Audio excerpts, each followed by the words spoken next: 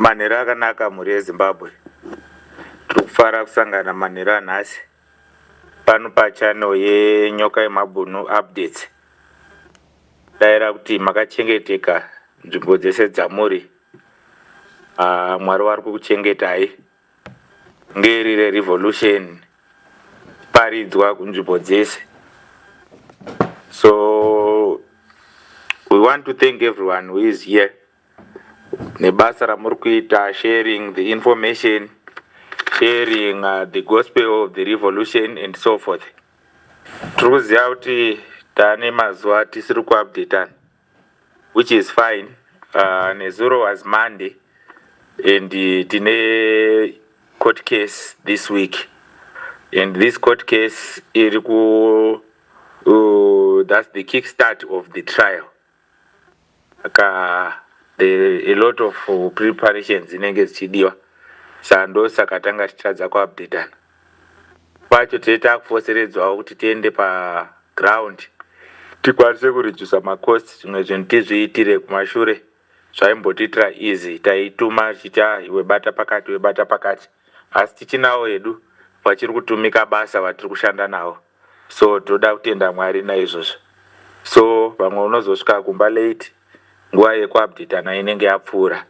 Ndo zvanga zvichiita kuti tizoshayana pakuupdatana, but we are there, we are very safe. Revolution iri kuenda kumberi. So here the legal team on the ground, just a quick update before tisati takapinda mudzimwe nyaya. We had the legal team on the ground iri kudila the legal as usual. So takachiti please make sure kuti maita engage all the responsible lawyers vari kufanira kupinda pacase yeFriday nekuwana ma-invoice nekunegotiate about invoicing and everything. So ndodaira kuti zvese zvaitwa watipa feedback yawanayo, even the invoices we now have them here, so which means tiri kufamba zvakanaka. Then my lawyers atanga basa, we have successfully managed to talk to them. Then vari kuaccess a client tomorrow. That's the date ravari kuaccess a client yavo Cde Nyokayemabhunu. Saka tatuma vanhu kuti vavabriefe kuti ndoanani wavari kutarisira kuona mangwana. So he is very happy with the arrangement and the support yema comrades and the people of Zimbabwe. So my lawyers edu, everything is in place. They are continuing wachita basa mangwana. Like as we said before, we have 3 sets of lawyers which we have put in place. Tine lawyers are kudila ne the South African case. Makaona watiko update last week. So weku defense, weku toita the second one, weku extradition case. And it ndo ari kubhadharwa nesu iwawo, because that's the main case iripo. And those are the same lawyers vakamirira bail appeal yataka announce paya is still there. There are technicalities zataka holder in appeal groundwork inenge richiitwa pa ground.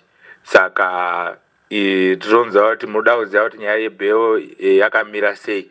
They were dealing with some technicalities there on the issue of bail. Saka when kana tapedza ma-technicalities ese tichakuupdate kuti zvamira sei. Zvese izvozvo zviri kubudikidza the third team of lawyers yatakaisa yatiri kutora as the backup or the technical team. The technical team iri kutibatsira because there were loopholes which we noticed panyaya ye-compatibility of laws, the South African and the Zimbabwean, because my cases are kuiswa kuna Cde Nyokayemabhunu ari kubata the Zimbabwean side ne the South African side.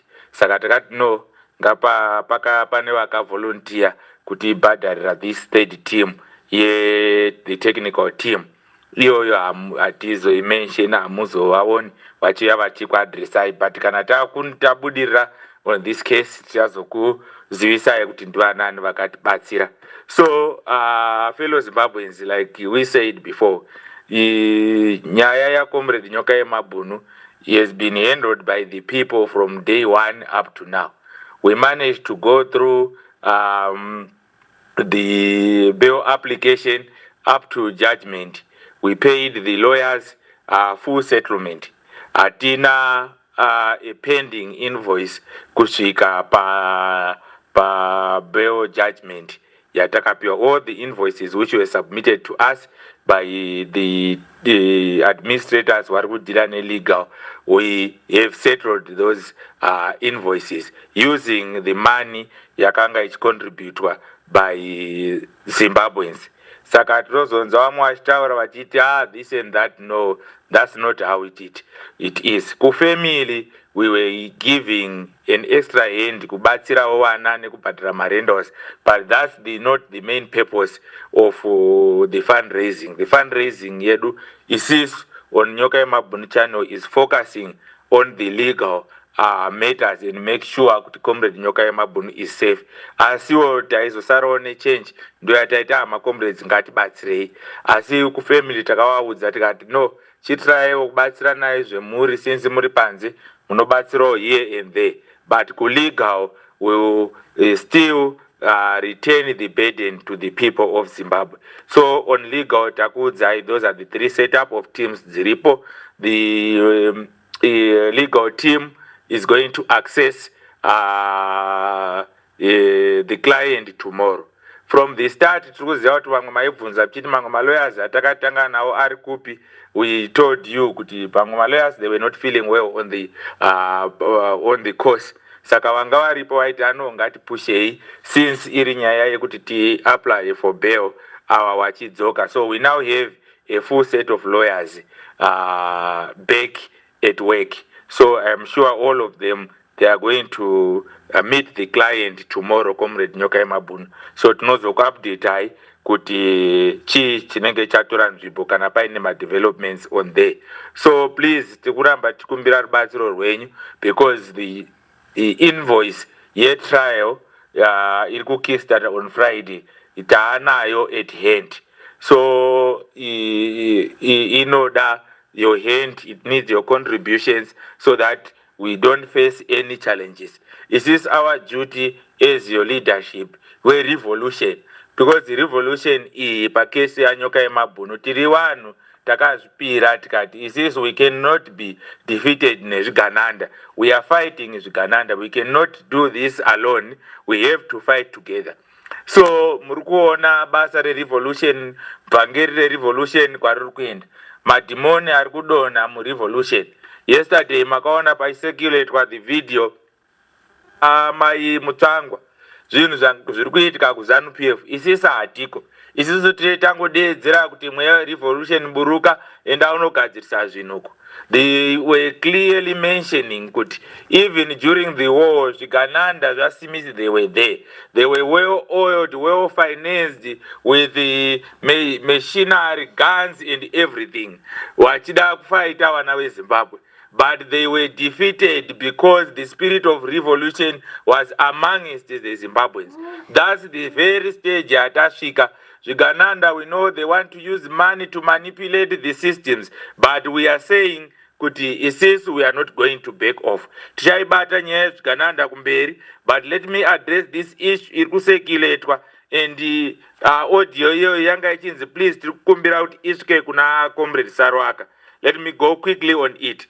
We have fellow Zimbabweans vari kuti Comrade Saruwaka, in this revolution, why are we still mentioning the role of the army? Well, don't you think kuti tikadzosera nyika in the hands of the civilian rule, nyika yedu inofamba zvakanaka? Tadii tafacilitator a civilian rule kuti zvinhu zvedu zvinge zvakanaka. Tikati aiwa takunzwai mhuri yeZimbabwe, regai tichibatsirane in this case.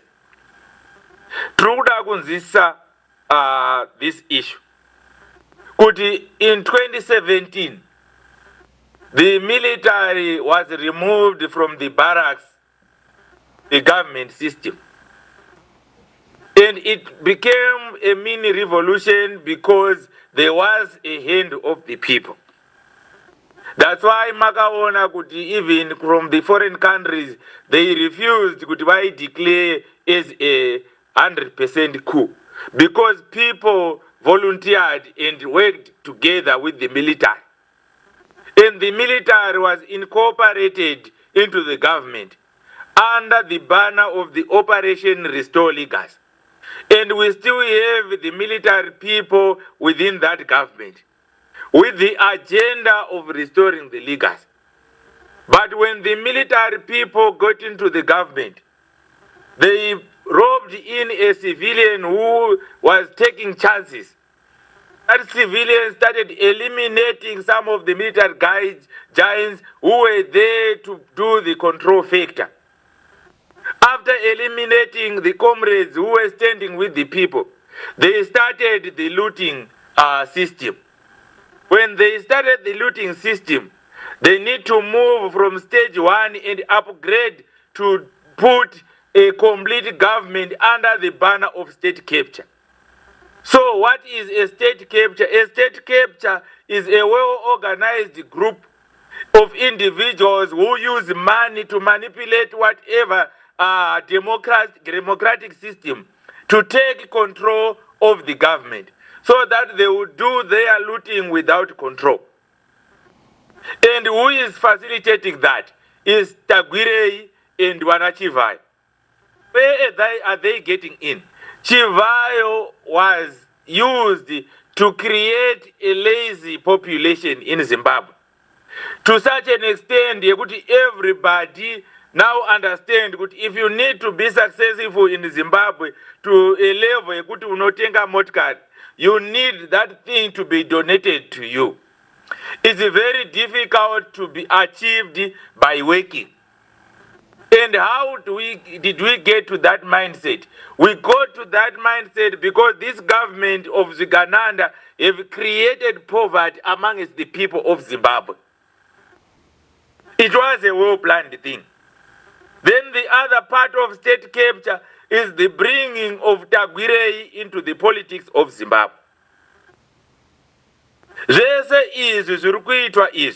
It's difficult to be controlled by a civilian alone.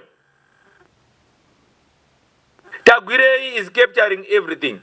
All the tenders of the government are given to him. Why? Because they are creating a war chest so that anything which will come from the people will be defeated. The issue of abductions is back in Zimbabwe. You don't have the reference of that. But my abductions, they are being financed by the same Ugandandas. So if a government doesn't have checks and balances, and the state is under the state of capture, we will have the mass suffering unending. We can only achieve this through a revolution. We know we need a civilian government. Yes, but the thing is the government yana Mnangagwa haina kupinda through democracy. So you cannot say kuti munhu akapinda with other means which are not democratic, he must go out with a democratic means. Munhu anobuda nepa akapinda napo. That's what we need to understand, Zimbabweans. As long we didn't chase Mnangagwa kuti abude nepa akapinda napo, we are still playing. That's why makaona wana comrade Geza vakukupai the military message. Because in the military they have noticed also that they did a wrong move. But that thing cannot be corrected without the civilians. Those kukupai the civilian message. It is we are there to simplify. Because we do understand the military language, we do understand the civilian language. So we are here as the interpreters to tell you, Zimbabweans, yes, we have noticed. Kana takaita mistake yekuisa Zgananda in place. We were not aware because the military coup which happened in 2017 was not done with bad intentions. But there were people who came and hijacked the program of the people and the military. So we are saying, let's join hands together again and correct the mistakes. There is no one to blame. We cannot blame the people. We cannot blame the military. So when it comes to corrections of those mistakes, we need to correct those mistakes together, both the people and the military. That's why we gave you the 2-month period, and we are left with at least 1.5 months or 1 month. So I understand this Vangeri revolution. Kana tapedza tisadzosera simba kuma civilians kwari. Tochiti Zimbabwe ta correct the mistakes which happened. We have reversed the coup elements. Now civilians, you need to take over. Mugonu kuti ngatiunganizei pasi kwata toti tucha. Hayo watira kubvisa Mnangagwa nepeni. Ngatisei X, vote for that. Those are delaying tactics dzekungoramba tingoindosa futi tagwirei kuti anga achienda kumberi. With this revolution, do we have successes? Yes, we do have. We managed to stop the 2030 agenda, where Mnangagwa wanted to change the constitution and extend the term from 2-term limits to 3-term limit. And that was achieved by the Cde revolution. Then Wakaita said, because these people are not sleeping, then they said, okay, fine. Since the ZANU-PF is going for Congress in 2027, we are now creating our own parallel structure where they want to facilitate those who are implementing state captures with Ganandas could work into the civilian politics. That's when they engage Gananda Tagwirei through the ZANU-PF political party. And he was brought in to politics through the Harare province. Ndosaka makanzona memtsango akubuda kuti coach Gananda achapinda muma political structures edu without proper procedure. Izi ndo zvatisingafariri. Kana mchiti munoshandisa mari kuti mutore hurumende, toda kukuzivisai kuti Smith was even more powerful than you guys. But we managed to defeat them because people were united and focused on the agenda. Just reminding them, as it will take all it head on as the revolution. So zukura kuti Vangeri revolution riri kusvikawo kunana Mai Mutangwa nekuma ZANU-PF structures ikoko. Asi toda kuti tizivisane mhuri yeZimbabwe. Because mune muchiti aiwa tisabate nyaya dzekuZANU-PF, but muri kuona kuti zvigananda zviri kupinzwa through ZANU-PF. State capture is being facilitated through ZANU-PF.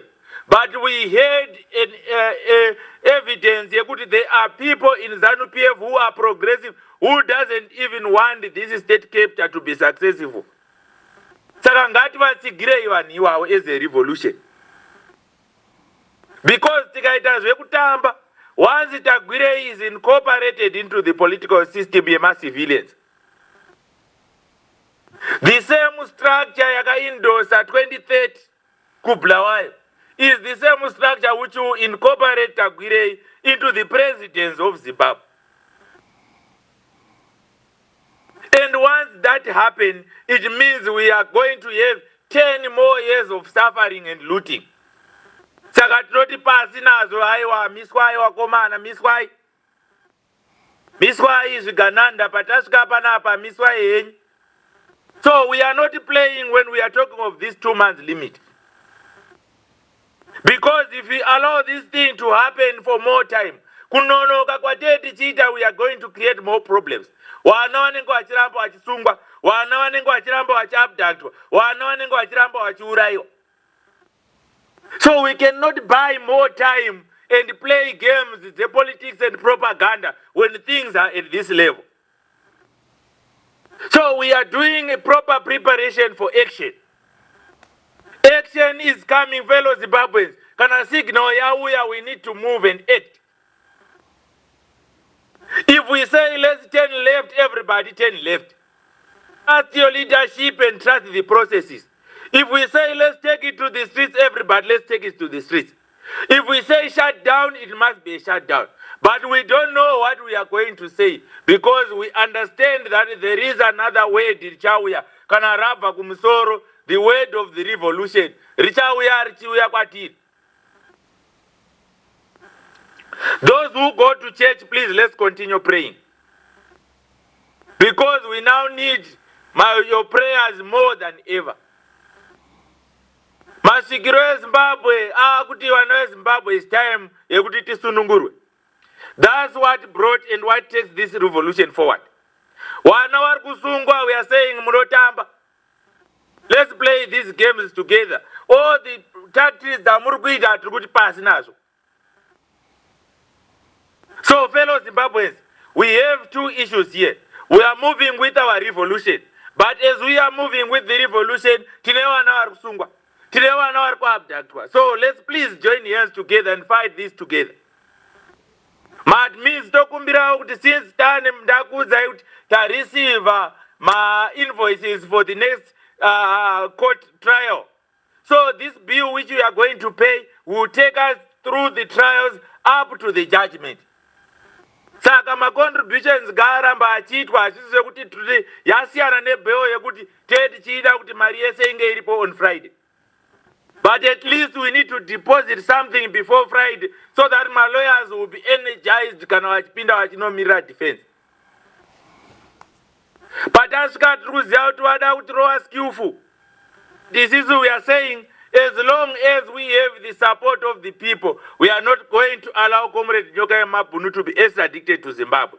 So, pamberine revolution. Ndizvo zviri kuitika munyika yedu yeZimbabwe. Munyika yedu iri muri kuitika zvinhu zvakawanda zvakasiyana siyana. Saka ndiri kuti semhuri yeZimbabwe ngatibatanei, ngatisei musoro pamwe chete, tichinamatira nyika yedu kuti zvinhu zvifambe zvakanaka nekuti zvinhu hazvina kumira zvakanaka. Isu Sekuruga Jones tinopinda munyika, tichinotora nyaya semaitikira dzinenge dzaita, touya nadzo kwamuri.